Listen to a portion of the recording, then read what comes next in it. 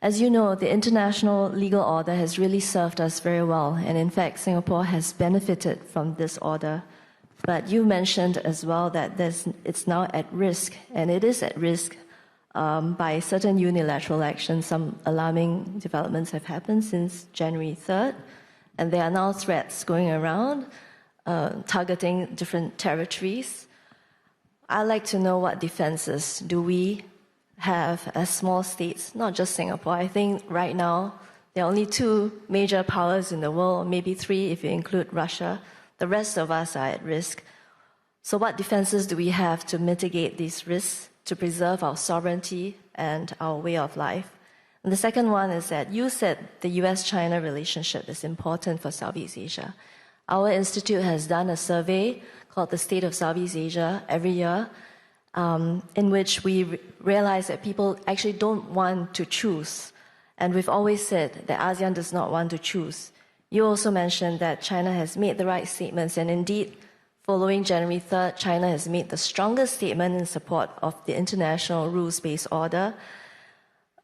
Does this mean that we have now reached a point, in order to preserve our own sovereignty, that we now must choose a side? Those are my questions. Thank you very much. Well, what can we do to keep ourselves safe? First, make sure that the country economy is successful, because if you're broke and poor or broke, you can't do anything about it.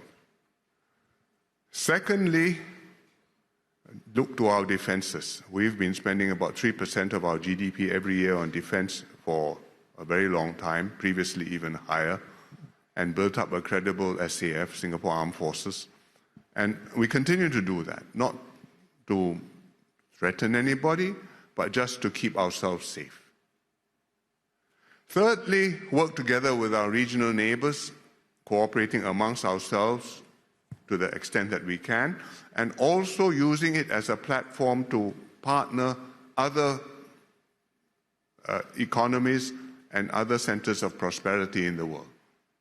Whether it's India, whether it's China, whether it's EU, ASEAN, EU, ASEAN, India, these are all ties which we can cultivate in order, even if I don't have a full WTO system, I have got a network of countries which want to trade with one another and continue to want to do business under some set of rules which will prevent us from falling back to the law of the jungle. And it's not only within ASEAN. We can do that using APEC or using the RCEP and actively encourage this to happen. And we participate very actively when it comes to climate change conferences, when it comes even now to WTO discussions, or at the UN through the Forum of Small States, FOSS, where we are an active organizer, promoter, to work together, because small states have agency. I don't determine the outcome, but I have influence over my fate. Now, on the question of people not wanting to choose sides, I think in any country, unless you are on the verge of unless your dander is up and there's some fight and you've decided, let's charge and go and clobber the other fellow. Most of the time, when you ask people who are living in peace and quiet, do you want a fight? Do you want to get involved in somebody else's fight? I think most people will say, no, we don't want to do that. It's a completely rational and understandable sentiment. And speaking as a government of the country, if there's a fight between 2 other countries, we have to ask ourselves, what's in it for us? Is there a principle at stake? If so, we have to stand up for the principle. We don't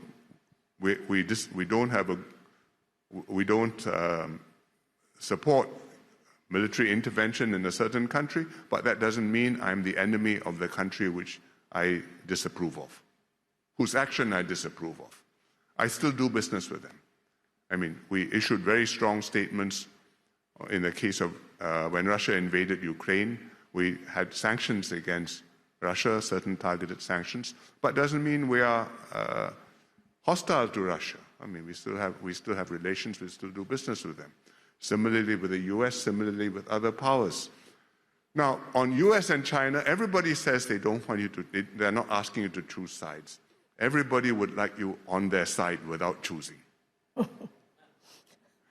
And sometimes they make it quite clear that this is their wish. And you have to find a way to do business with both of them and not to be closed off from one side or the other.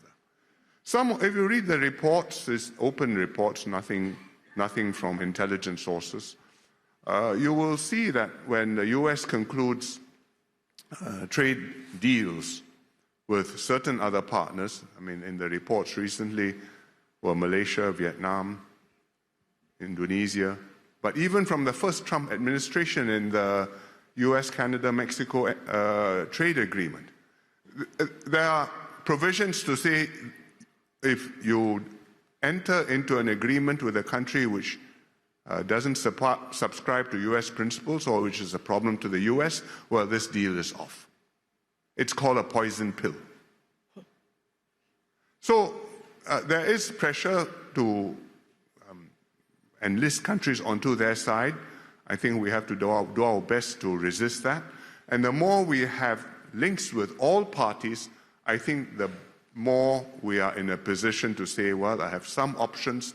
I don't have to be pushed in completely into following one side and not the other. Frankly speaking, countries in the region, in Asia Pacific, including America's allies and America's friends, all have very big accounts with China.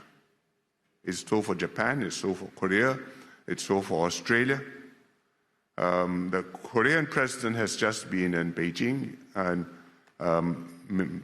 trying to reset their relationship, which used to be very good until about a decade ago when Korea decided to host the THAAD system.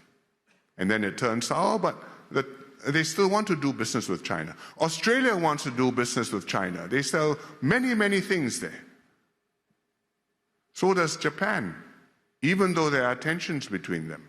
So this is a situation which many countries in the world will be in, and I do not think that the outcome will be that we are going to have a completely lopsided world in which one party will be alone and all the other countries will be on one side. It's not credible.